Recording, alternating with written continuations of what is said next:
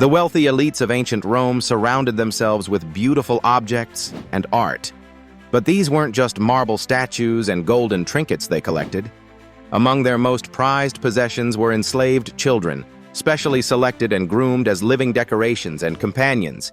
These children were called deliciae, a Latin word meaning delight or pleasure. And the horrifying reality is, these boys weren't just physically exploited, they were subjected to sophisticated psychological conditioning that made them complicit in their own abuse, creating a form of Stockholm syndrome so complete that freedom became unimaginable. Rome's history books rarely mention these children. They were invisible by design, carefully trained to blend into the luxurious backgrounds of Roman villas. Selected for their beauty at slave markets, these boys were evaluated like livestock.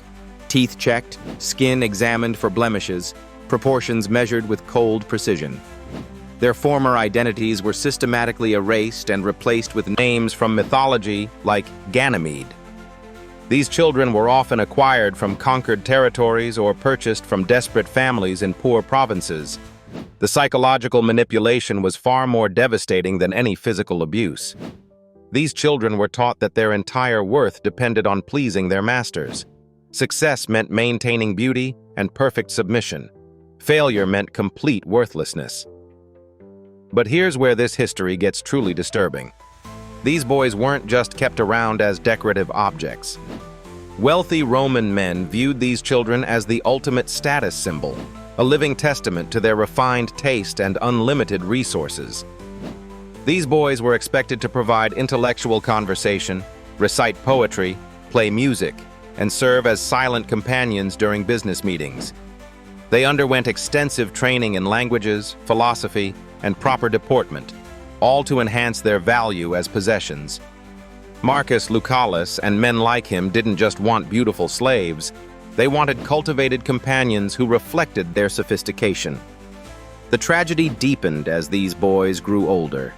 As they approached manhood, their value in this twisted system declined.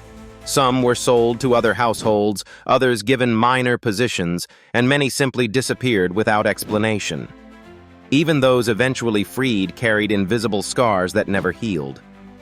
After years of having every decision made for them, the responsibility of independent choice proved overwhelming.